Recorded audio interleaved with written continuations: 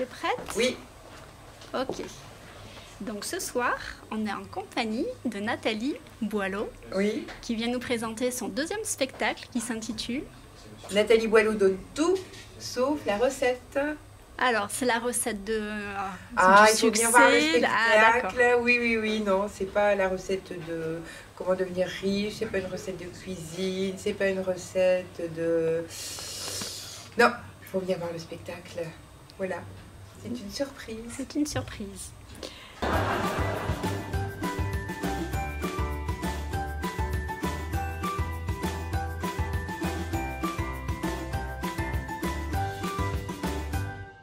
Donc tu es une femme pleine de surprises. Tu as une carrière qui est riche en expérience. Vous conduisez toujours comme ça, là? Oh non, pas tout le temps. Ah bon? Quand je suis avec des copains, je me lâche. Et puis je roule plus vite. Mais là, avec vous, j'ai fait attention. Ça me rassure. C'est depuis la disparition de Frédéric. C'est qui, Frédéric? Qui est Frédéric? Frédéric, c'est mon mari. Et comment il a disparu? Il vous a quitté? Est-ce qu'il vous a quitté? Je l'ai tué. On va avoir besoin d'une petite explication, évidemment. Écoutez, arrêtez, sinon maman va se fâcher. Non, c'est pas très grave. On voudrait juste savoir quel âge il a. Laisse-moi. Déjà, c'est un garçon. On s'en était rendu compte. Oh, c'est mignon. Bon, ça va maintenant. Ah, je dirais qu'il a 8 mois. À 15 jours près, hein. Tu veux goûter, toi? C'est pas trop gros pour vous?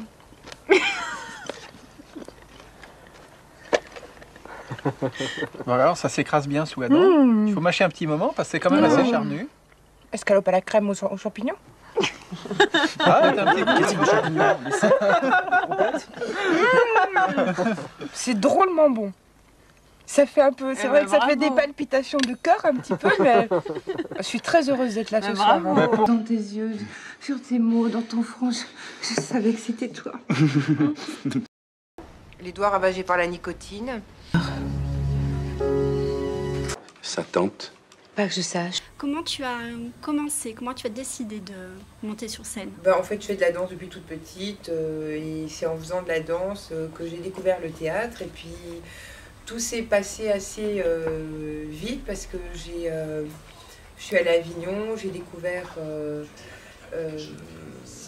le théâtre et en effet, j'ai réussi à me faire engager très vite. Donc, je crois que c'est vraiment la danse qui m'a... C'est la danse qui m'a amenée à la comédie.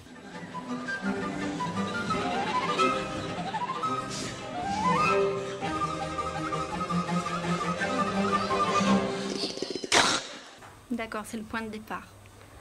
Voilà, c'est ça. Et puis après, ça s'est enchaîné. J'ai eu beaucoup de chance. J'ai joué avec de grands metteurs en scène et j'ai été à Avignon Win, j'ai joué au Théâtre de la Colline. Après, j'ai joué dans Les Fourberies de Scapin avec Smaïn. Je jouais Zerbinette, celle qui rigole aux éclats. Et donc, en fait, tout ça a été très, très amusant parce que j'ai eu la chance aussi de jouer dans de très grandes salles quand on était en tournée avec Smaïn ou quand je jouais avec Georges Lavelli, avec Dominique Pinon. On faisait des salles de 1500 à 3000 places. Et moi, justement, avec la danse, j'aime l'espace, j'aime être en partage avec le public. Donc, c'était assez extraordinaire. Et c'est comme ça qu'en fait, je pense, en moi, germait l'envie d'être seule en scène parce que il y a une vraie communion avec le public et puis j'aime partager. Et puis voilà, je pense que la rencontre avec Smaïn a été très importante pour moi. À me mêler de cette affaire, s'il avait une autre pensée. C'est ce que je veux croire, puisque vous me le dites. Mais du côté du père, j'y prévois des empêchements. Nous trouverons moyen d'accommoder les choses. Et tu t'es avisé pour tirer de l'argent de ton vieillard avare. Dans quel état d'esprit tu es avant de monter sur scène? Très nerveuse. Très nerveuse. Oui, parce que voilà, j'ai le trac et j'ai l'impression que j'ai de plus en plus. C'est plutôt bon signe, ça. On dit que plus on a de talent, plus on a de trac. Oh, oui, je sais pas. Mais peut-être aussi que je suis plus consciente des enjeux parce que bon, j'ai joué La Lionne de Belfort plus de 800 fois dans toute la France. Furieuse, Je voulais de la langue de bœuf, vous m'avez mis de la culotte de veau. Enlève la culotte de la dame et tu lui mets une langue. Tu as joué 800 fois, c'est énorme ça. Oui, mais sur plusieurs années. Comment tu abordes, est-ce que tu abordes différemment chaque fois que tu montes sur scène? Est-ce que tu changes beaucoup de choses? Ah non, c'est très chorégraphié. Hein. Bon, par contre, il y a la part d'interactivité avec le public que je ne maîtrise pas d'une fois à l'autre. Mais disons, non, mon spectacle... il n'y a pas d'improvisation, sauf de temps en temps. Bon. Par contre, je change en fonction de l'actualité, donc je réécris des passages. Un héros comme dans les bandes dessinées, Batman, Spider-Man, Lederman, t'aurais pas un truc plus moderne? Plus moderne que Lederman. Mais je fais pas de l'impro. Ça m'est arrivé 1 ou 2 fois quand il y a eu des incidents techniques, mais sinon, je garde la trame quand même. Mais ce qui est le plus important pour moi, c'est quand il y a des vrais moments de communion avec le public. Bon, allez, tenez, vous avez bien joué. De soucis. Voilà. Faut toujours que je tombe sur un cas. Bon, alors, on peut quand même l'applaudir. Allez. Est-ce qu'il t'est arrivé d'être déstabilisé par des réactions du public? Oui, ça m'est arrivé, mais je gère. Je gère. Mais non, il m'est arrivé une fois d'avoir un spectateur qui n'arrêtait pas de parler, qui voulait monter sur scène, et ça a été très perturbant pour moi, mais j'ai réussi à le gérer, et je lui ai fait comprendre que, voilà, en fait, il faut dompter le public, hein, parce que c'est vrai que des fois, il y a des spectateurs qui peuvent être assez déstabilisants. Mais il faut les cadrer. Donc je cadre, je dompte mon public. Avec ton humour. Comme une lionne, là. Allez-y, monsieur, vous en mourrez d'envie. Allez.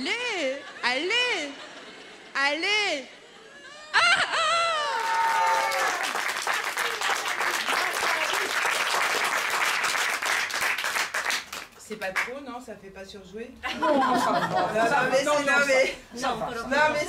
C'est mon metteur en scène, il m'a dit, il faut les flatter, ils aiment ça. Des beaux gras. Et donc Nathalie, comment vous l'avez rencontrée? Alors Nathalie, je l'ai rencontrée parce qu'elle est venue assister à un de mes spectacles, un jour. D'accord. Pour voir Lydia Lorenz. Et elle était avec une personne qui s'occupait d'elle à l'époque pour sa carrière. Et j'ai fait sa connaissance comme ça, on a discuté et on a projeté de faire 2 showcases dans la salle où elle avait vu ce spectacle. Ça devait être au mois de décembre de l'année dernière, et on a fait 2 jours de showcase début février. Elle est connue comme ça, Nathalie. D'accord. Voilà. Et alors, qu'est-ce qui vous a plu? C'est quoi ses qualités? D'abord, c'est une femme humoriste, il n'y en a pas tant que ça. Il y a beaucoup plus d'hommes humoristes. Et puis, elle est extrêmement spontanée, extrêmement dynamique. La société évolue, donc son spectacle évolue aussi. Et puis elle est drôle. Et elle est drôle. Je suis overbook comme une charrette des making of, maman. Oui, je sais, je parle plus, je speak, version tendance. Donc là, en l'occurrence, c'est quoi? C'est une série de portraits? C'est une série de portraits. D'accord. Le spectacle qu'elle fait. Elle présenter des personnages dans différentes situations. Oui. Mais souvent des situations de la vie courante. Donc il y a beaucoup d'elle? Oui, bien sûr. Oui. C'est pas juste de l'observation, de la sociologie. Non. Est-ce qu'elle est, elle est un peu tous les personnages en même temps? Oui, non, mais elle fait passer, parce que c'est drôle, c'est amusant, c'est rigolo, mais elle fait passer aussi plein de choses. Elle dit des choses. Et puis c'est très distrayant, et c'est tellement actuel, et puis surtout son côté dynamique et spontané. D'accord. Elle est très comment dire, authentique très et authentique, oui, très remonte sur scène, c'est pétillant. Ton nom? Jonah. Jonah. Guten Tag, Jonah. Ja, schön. Je sais pas dire grand chose. Je fais de la régie générale. Vous connaissez depuis longtemps? On se connaît depuis longtemps, oui. Il me suit, il part avec moi. Voilà, c'est ça, c'est un peu ça. C'est un ami fidèle alors? Oui, je suis son employé, si tu veux. Non, je rigole. Comment tu as choisi tes tenues justement? C'est par rapport au rôle, au personnage que tu vas incarner? Ou c'est juste parce que tu aimais bien la robe? Le costume, j'ai essayé plusieurs costumes, j'ai joué en robe, plusieurs robes d'ailleurs, mais comme je suis physique sur scène... Ah, j'ai frôlé la déchirure. Ouais. Donc j'ai décidé de jouer en pantalon. L'autre fois, justement, en regardant la vidéo là, de promo, j'ai vu qu'il y avait un cercle donc pour tes déplacements au sol, hein, pour te repérer. C'est comme une chorégraphie en fait. Quand tu te déplaces sur scène par rapport à ce que tu vas faire, ou c'est spontané? Ah non, non, c'est chorégraphié. C'est chorégraphié. C'est chorégraphié, oui.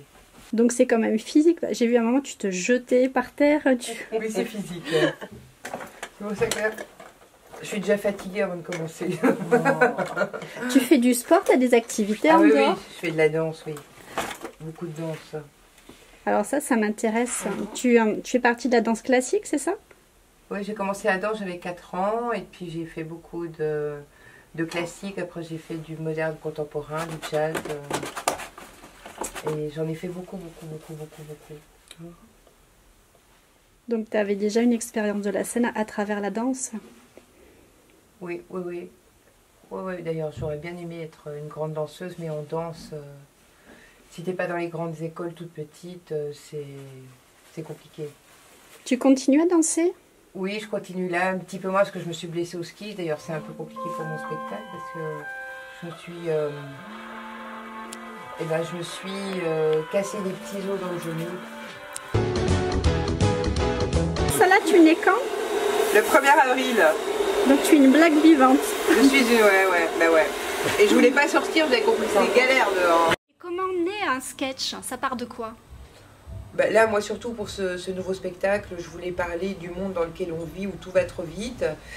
C'est pas un fait de société, mais disons que je suis consciente que maintenant, toutes générations confondues, les gens n'ont pas le temps. Tout le monde est pressé. T'arrives enfin à l'agence immobilière, c'est là que je bosse, avec 3 quarts d'heure dans la vue. Et j'ai pris l'angle du sexe féminin, parce que j'ai beaucoup observé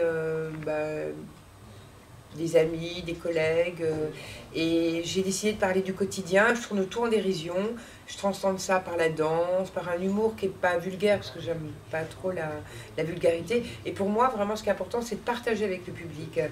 Et il y a des petits moments d'interactivité qui sont souvent assez savoureux. Et moi, j'ai réussi ma mission quand je sens que les gens repartent avec la banane, qu'ils sont heureux. Et d'ailleurs, il y a des gens qui m'ont dit que certaines personnes, après m'avoir vue, étaient moins dépressives. Et je crois qu'il y a même eu moins de suicidés. D'accord. Donc tu es remboursée par la Sécu ou pas encore?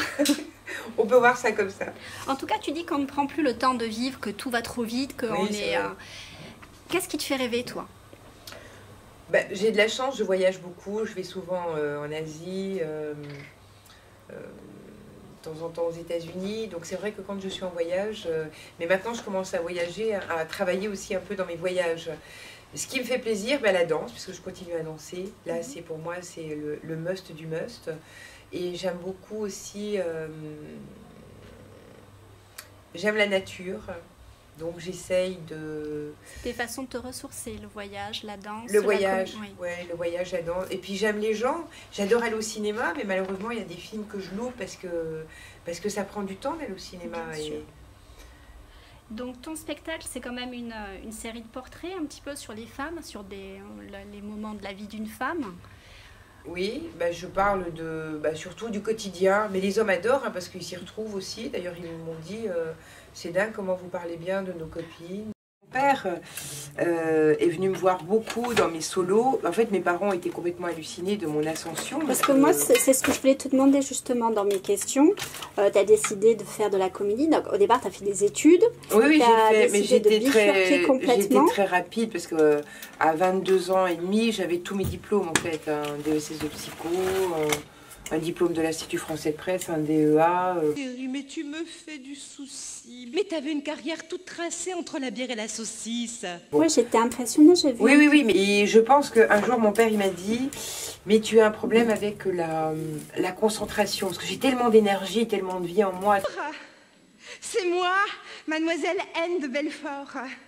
La lionne, c'est moi. Max, il me disait, la chanson, c'est comme la psychanalyse. Pour réussir, faut s'allonger. Ta carrière est brisée, Poufias. Et dis, en fait, j'ai une bonne nouvelle à t'annoncer. Cette semaine, je passe dans Téléstar. À la page horoscope, il parle des béliers. Alors, quel message tu veux faire passer? Qu'est-ce que tu veux transmettre? transmettre? Moi, je ne vais pas faire passer de message. Moi, pour moi, ce qui est important, si les gens rient, moi, c'est vraiment qu'ils oublient leurs soucis et qu'ils puissent aussi rire un peu d'eux-mêmes. Et donc, moi, c'est réussi quand je sens que mon public il repart heureux. Et je pense que le rire, c'est un peu l'espoir de demain. Moi, pour moi, c'est un antidouleur. Rire, c'est libérateur. D'ailleurs, maintenant, il y a des séances de rigolothérapie. Et le rire, ça booste. C'est vrai qu'un rire, c'est meilleur qu'un steak. Oui, je sais pas, oui. Mais rire, c'est... Je pense que c'est même excellent pour la santé. Donc, moi, c'est partager avec le public. Sentir qu'ils sont heureux. Là, voilà, c'est ça. Bon, en tout cas, merci pour ce moment de partage.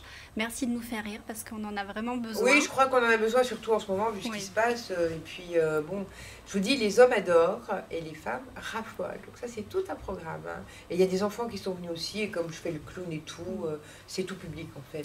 C'est ça qui est bien. Et juste une dernière question pour savoir un petit peu la suite, tes projets. Parce que là, tu es sur scène, donc tu te nourris de cette relation avec le public. Oui. Est-ce que tu as envie de repasser aussi devant la caméra Oui, j'ai des projets de tournage là. J'ai des projets qui sont en cours.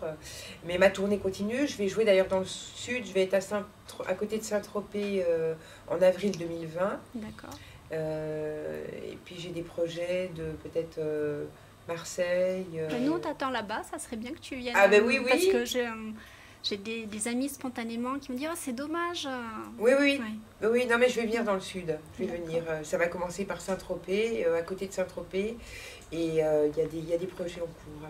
Donc on va bientôt se voir. Youhou! Bon, ben, on te remercie vraiment. Bah, merci beaucoup. Et puis, il faudra que tu essaies la kizomba. Comment? Si tu aimes danser. Oui. Tu n'as pas encore entendu parler de la kiz? Non. Bah, si tu viens à Marseille, on t'emmènera découvrir ça. Ah bah oui, alors à très vite. Hein. Youhou! Allez, à bientôt, merci. Merci, merci.